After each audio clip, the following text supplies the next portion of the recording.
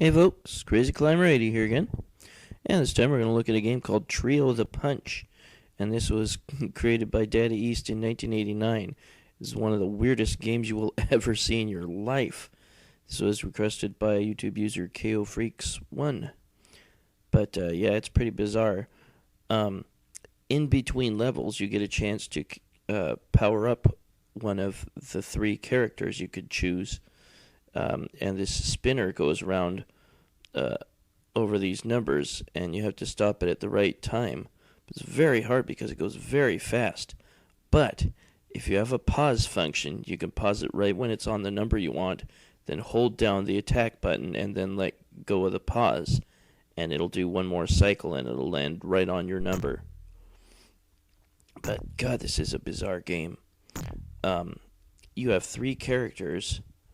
There is a ninja, and there is a brawler type guy, street fighting brawler type guy named Santosu, and there is a swordsman named Rose Sub, and here's one of the weird bosses, just this giant foot stomping you.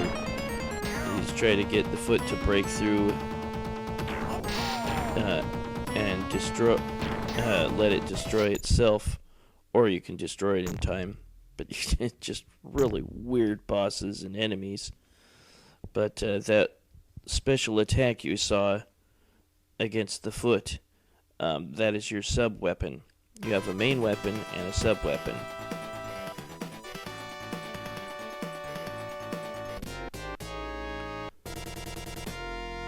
We'll get started in just a moment.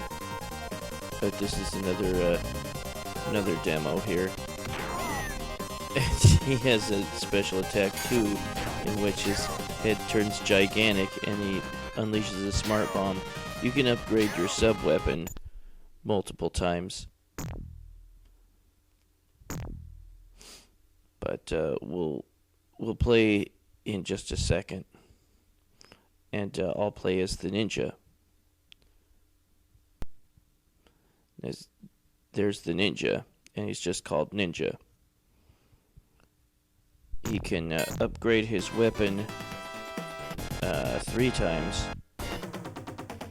and once you can't upgrade anymore, and you try to upgrade with the spinning wheel in between levels. There's a Karnov statue, and he's got little Karnovs holding him up. Weird. But if you try to upgrade something that you can't upgrade anymore, it'll just say, I can't get any better, or I can't do any better, or something. Lucky, cha-cha-cha. If you select what you want to select. You can also increase your life. And there's a little Karnov back there.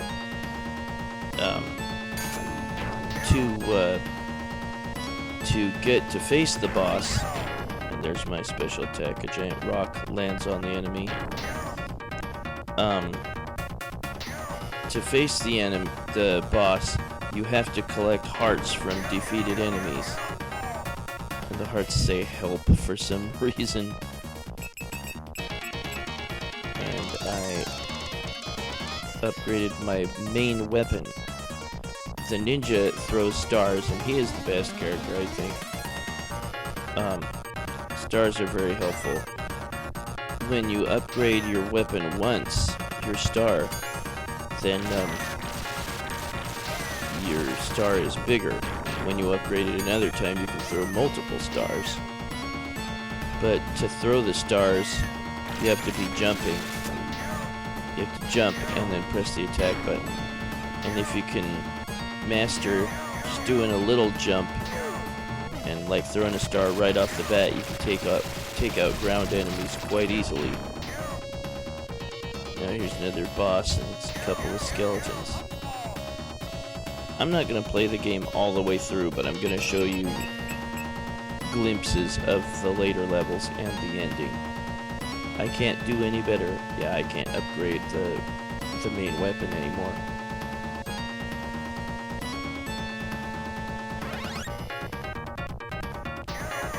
More Karnovs, and there's a poison Karnov. He will spit poison at you. and your energy will slowly drain away if he hits you with the spit poison.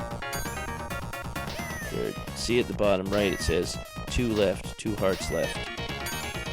Now it's just 1 left, and then once I collect it, I'll face the boss. This game is weird. And when he gets hit, he turns into a log. But for some reason, in Japanese mythology or whatever, ninjas are represented by logs. Or they turn into logs or something sometimes. There I upgraded my subweapon. Now I can shoot fire. And there are weird names for the levels. This one is called A Curse of Sheeps. Oops, I got poisoned. See, there's a main enemy bar. There, your enemy is a sheep, and he shoots little sheeps at you. And if you beat him, he turns you into a sheep for the next level, and you shoot little sheeps out of your head. What a weird friggin' game. And it's weird that when you hit the enemy, he says, kill.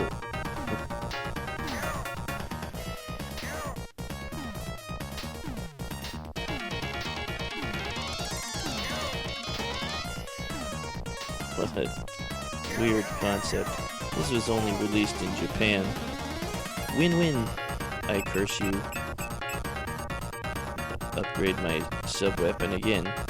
If you upgraded the subweapon more than you need to, then see, I'm a sheep and I shoot little sheeps.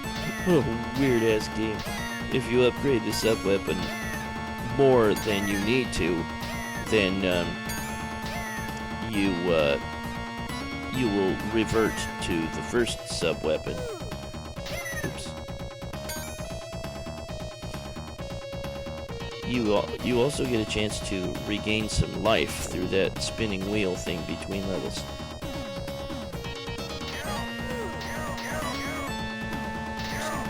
Fortunately, you can shoot a lot of sheep. Yikes. Ooh, just made it. Probably ought to regain some life.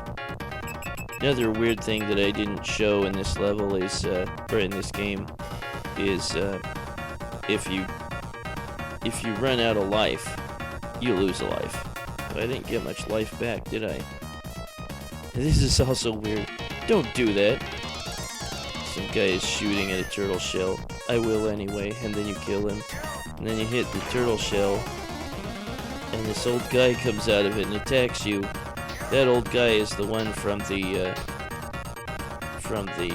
spinning wheel in between the levels, and you have to beat him. This is I give up, you're stronger. Lucky, cha-cha-cha. Upgrade my sub-weapon again, and now it's called Bomb.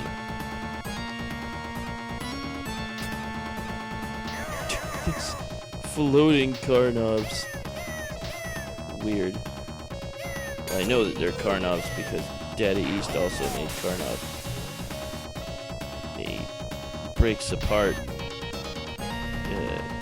when he uses the bomb, and it scatters and the pieces will hurt whatever enemy is around.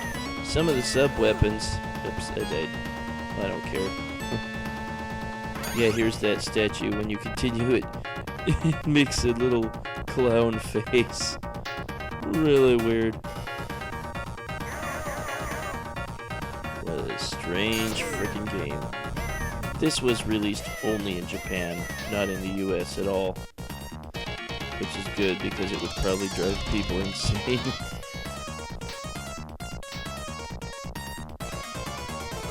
But yeah, very, very heavy Karnov motif in this game. Just weird. But yeah, I won't play through the whole game because it's incredibly long. It's a very, very long game. I mean, much of the game is actually pretty easy, but just long and just so weird that it starts to make you insane. But again, this was only released in Japan, not America. And I'll try to sub up again. There's no indication of you reverting to an older one. He'll still say, "Lucky cha-cha-cha," but this time I got katana. I did upgrade. There's these people, you cut off their upper body, and they still attack you. Weird. You might have noticed by now, but you don't get hurt when you land on an enemy. You just bounce off of them repeatedly.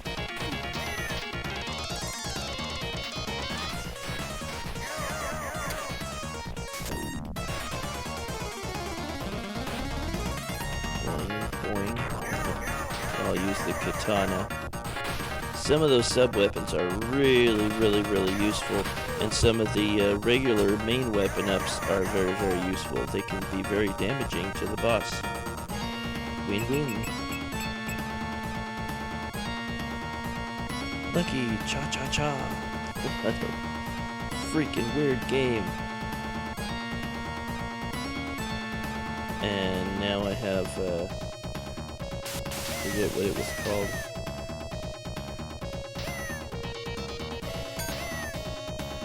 And these Karnovs will blow themselves up with bombs, so you don't even need to attack them. They'll do it for you. Weird.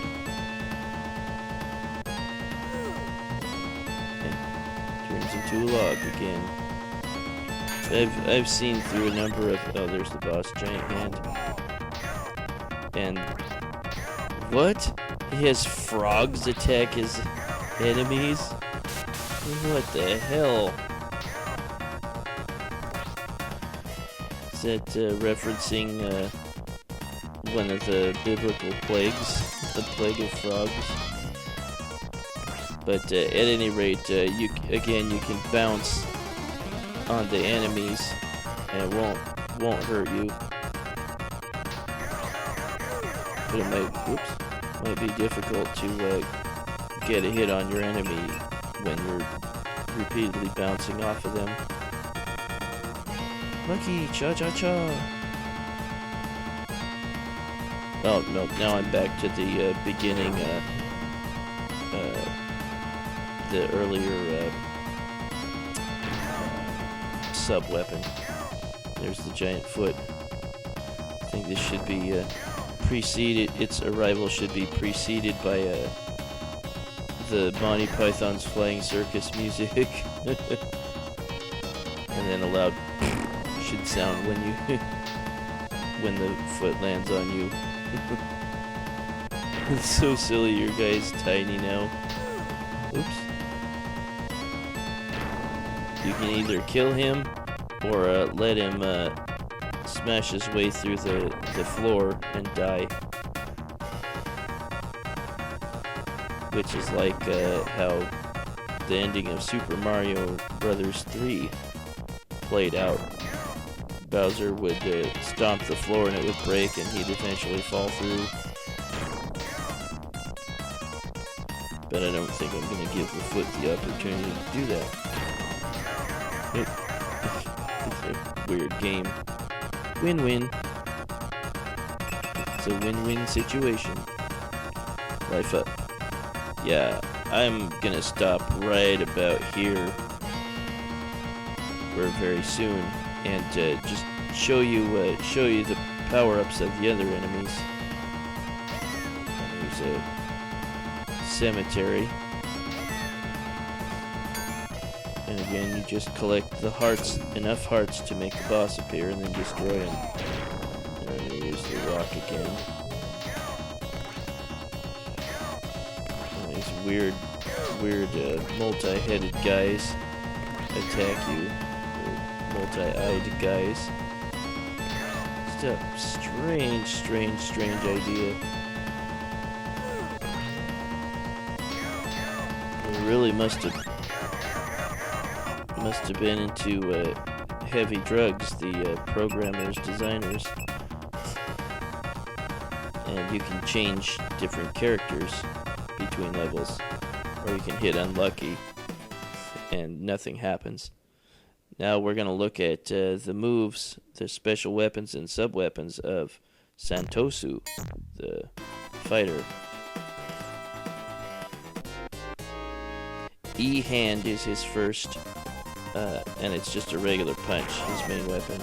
And there's his first sub-weapon, and it's a smart bomb, and he throws a giant head. Now we'll look at Peking China, P-E-E-K-I-N-G, wrong spelling. But his next weapon up is a sandbag, swings at his enemies. And then he has what's called nails. They look like tonfa or something, but maybe they're supposed to be like long nails, I don't know. And now his weapon is this actually kind of cool sliding punch. It's very damaging on bosses. See? He slides really far. And here is his next sub-weapon, I believe. And it scatters these oof words around as homing missiles. Now we're going to look at Rose Sub, the swordsman. Here's his first weapon. It's just this short flaming sword. It's really, really weak. Doesn't shoot flames. But then we'll look at his later weapons. Big fat Karnov statue. This next weapon is Sword 1 when you upgrade. And it's longer. There's that weird Karnov that looks backwards. And then he stands on his head after he attacks you. Now this is the next upgrade, Sword 2, and it's longer.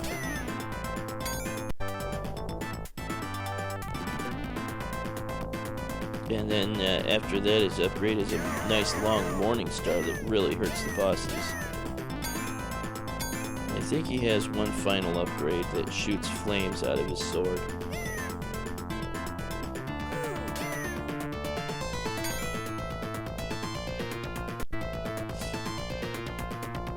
Yep. And then I think that's it for his upgrades. And I can't do any better. Or I can't get any better, or whatever it was. Now here is his next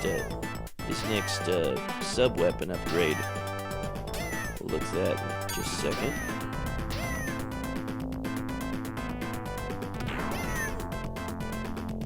And it scatters 4 balls. And then his next one scatters like 8 balls. And then there's a peek at the next level from where I left off with the ninja. You face this giant sledgehammered ninja on a broken walkway, and then you're in this amusement park area. Then you're in the sewers, and then you move upwards in the sewers. Hopping on the platforms, moving upwards. And then you face a Colonel Sanders. What? And his head breaks off, and a bird comes out and attacks you with drumsticks. And then there's a peek at the next level where you face these ninja. And then you face a weird doll, and it says Weebles Fall Down. You have to destroy it. Then you go to a bamboo forest and face more ninjas. And then you face this weird porcelain cat. And you have to shoot its bell, I think, when its paw comes down, which it eventually will do. And then you face the Weebles Fall Down again, which is so weird. And you face your master again from the spinning wheel section between levels. Then you go to this river in front of this rock wall. Then you move upwards on platforms again while some enemy slings a sickle chain at you. And then you go through these temples and attack this sword. And then you attack these fish things on the top of the roof. What? And then a little later you go to this area where you have to face these slimes. And you face slimes again in this next area. Such a weird game. And then you face this robot thing. And now here is the ending coming up. Right after that. And you go to this fountain. And you attack this sword and it says, what? Kill this cat and it says, cruelty. Attack the fireball again, it says, yeah? And then this bird jumps in the fountain. Kill the bird. Win-win. You figured it out. No, I did not figure this game out. You have these creepy eyes staring at you. What in the hell?